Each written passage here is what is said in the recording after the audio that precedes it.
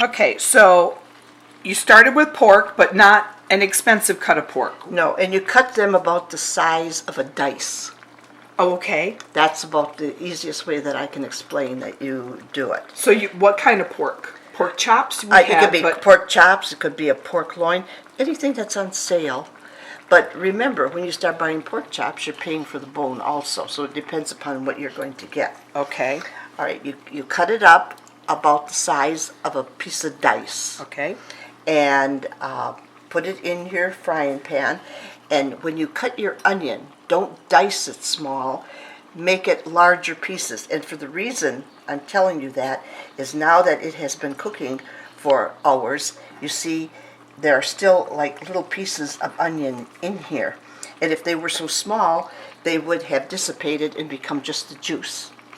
And so what you need is that onion for that little extra taste. So once the meat is diced and your onion is diced, put it in your frying pan and add water like this, just like what you see here. Oh, okay. So enough to almost like a gravy with it. Okay. Put salt and pepper to taste. Cover it. Every once in a while, go in there and stir it and make sure that it's stirred.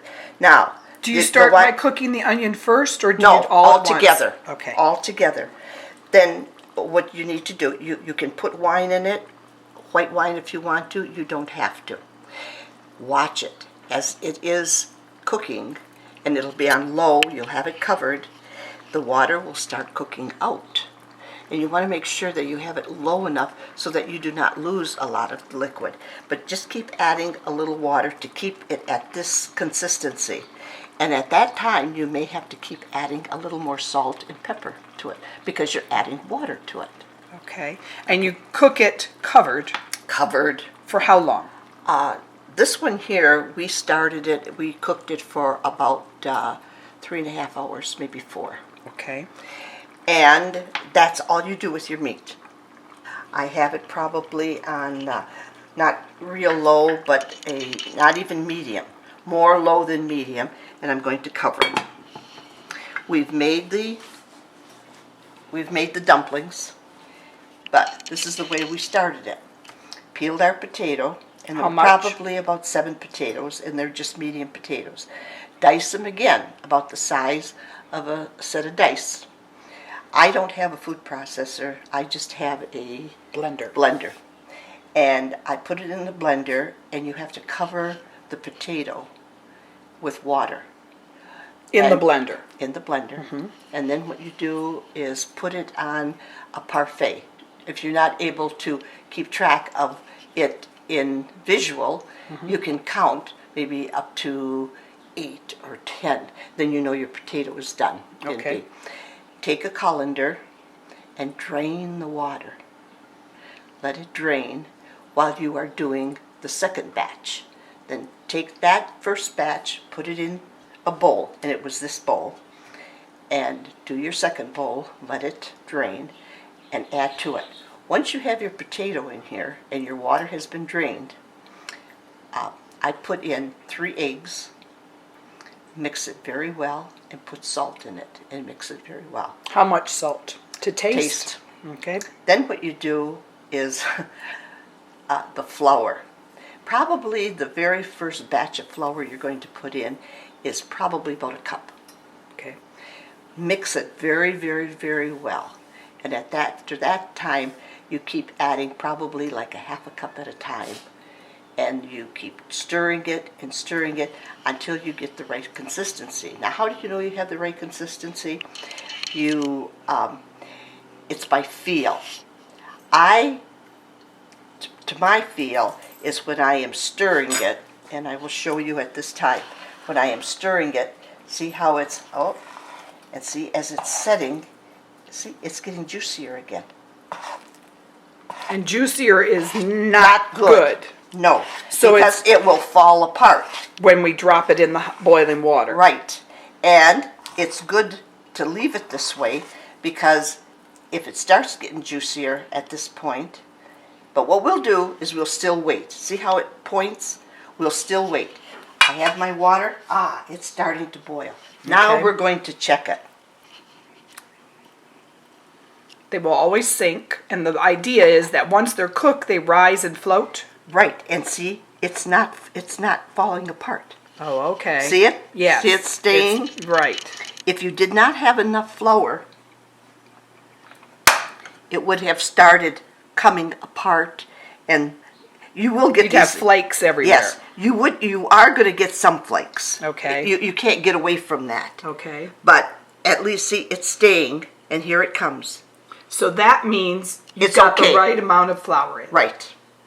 Now what we're going to do is we're going to do our drop noodles. Now, if you didn't have a visual of being able to do this, so if I drop the noodle in and I can't see it, I'm going to wait, what, a minute Yeah. for it to float? Right there, look. So a minute, it should be floating. I can then scoop it out and check it. And get a feel of it. Okay. To make sure that it stayed together. Yeah, see? Excellent. And so now what we're going to do, and I use a small spoon on these. You use like a teaspoon Yeah. and a small plate. Yep.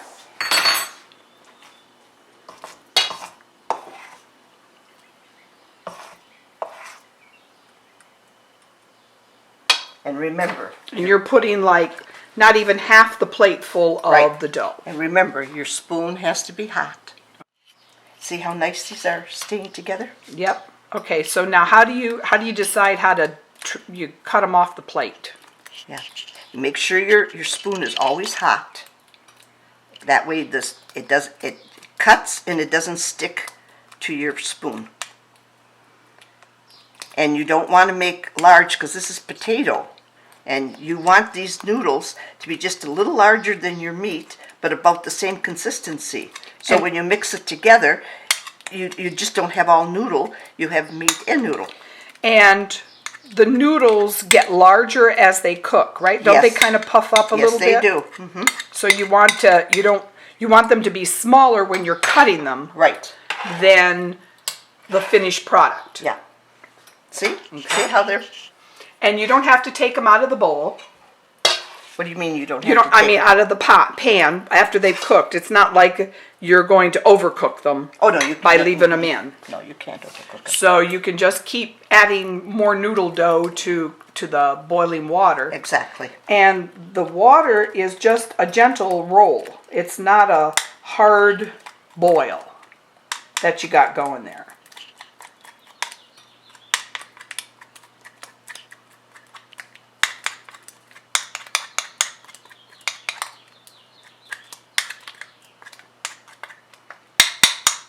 You make it look easier than it is to cut that noodle dough. It's not. And you know, it looked like we didn't have a lot of dough, but we do. You 'Cause see how again- see how sticky it was? Yeah. But yet it stayed together. Make sure your spoon is... And see how when they're down at the bottom, just kind of give them a little so that they don't stick. So they don't stick to the bottom. Yeah, and they won't, but, you know, it's just a... And then you have Jake, who's standing underneath, hoping that something's going to fall so he can eat it. Now, once these are cooked and you've done the last of the noodles off the plate, that last of the dough, do you let it then all cook so Yeah. that you've got For about 7 minutes. Okay. Do you boil it? Do you bring the boil harder, or No. do you just leave it the way it is? Just the way it is. Okay. And then you let it just cook for 7 minutes. About that. Uncovered. Uncovered. Oh, Yeah. yeah. See how nice they are? And then once they're done, you just strain it. And then you take your juice and your meat and everything, and you mix it all together.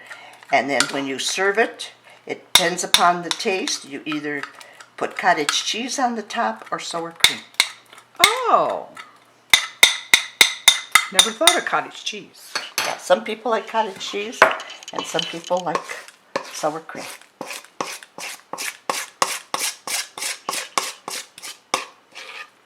And what is See that? See the consistency? Yeah. What is this dish? I know you called it just, what, pork and noodles. Pork and noodles. Is there a Polish name for it? There is, but I always called it pork and noodles. Okay. Oh, But I don't like ham. I like the pork. The okay. ham, to me, it keeps it kind of dry. Because with the pork, you have that gravy. Right. Right. And, is it Kwaszczyna Kluski? I'm trying to think of the Polish name. It's like in anything. If you don't use it, You'll lose it. You'll lose it. You've got it on a gentle roll. Well, Gentle, yeah, it's you're- yeah. See, you're and bringing it up a little bit? Brought it up because when I rolled it, I Cooled it down? Yeah, I cooled it down. So, and how do you stir it? You Like, just a gentle, just because you don't want to break apart the noodles. right. Just do a gentle. That's And you're doing this you're stirring every so often. yeah. Yep. And you're making sure that initial stir is to make sure that you don't have any stuck to the bottom. Right. Exactly. Usually they don't stick, and a lot of it has to do with your pan. So If you a have a more heavy- cast iron, heavier pan. Okay. Now that was 7 minutes. Now look at these noodles. See how nice they look? See how they've... But to me, I'm looking at them, and a lot of it has to depend on how big you put them in. I would leave them probably for a couple more minutes. They're kind of shiny. You see how they're shiny? Let me show you. See them shiny? Yeah. Wait just a few more minutes. But see, I'm not stirring them hard. All I'm doing is just moving them. I've got it on high, and I'm going to let them boil just a little bit more. Now I'm going to get the strainer. This is the good part. I'm going to taste that. The meat. I'm going to taste the meat. And what are you tasting it for? Salt and for to make sure that.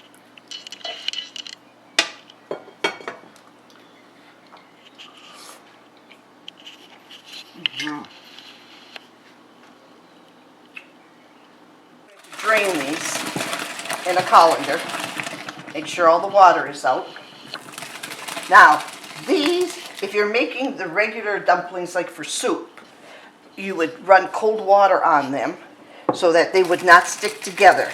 On this, you do not, because what you're going to do now is you're going to pour the pork and all the gravy and the onion and everything that's with it on these potatoes. These go back in this pan. Oh, the noodles go back in the pan they came from. Because it's larger and you'll be able to add your pork. Exactly. And you don't have to have this completely drained because the water of the juice of the noodle also adds to the gravy. Oh, okay. See, so we're going to put this back in here. I'm going to put it back on the stove. We're going to open this up. We're going to take this and we're going to dump it in here.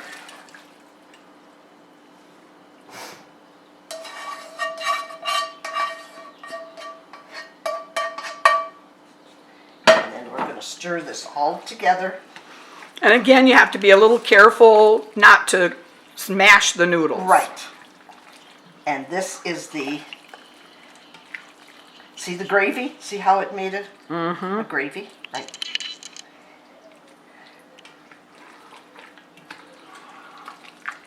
Now let me show you what you do. I'm going to do this just on a small plate. Okay.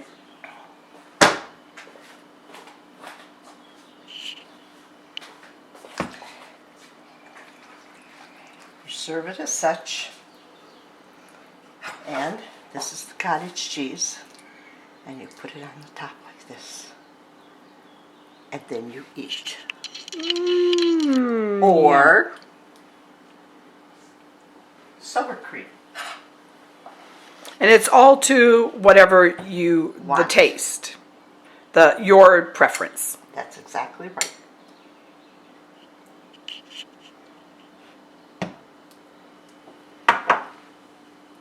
And now we'll leave it up to Marilyn to tell you which one she likes.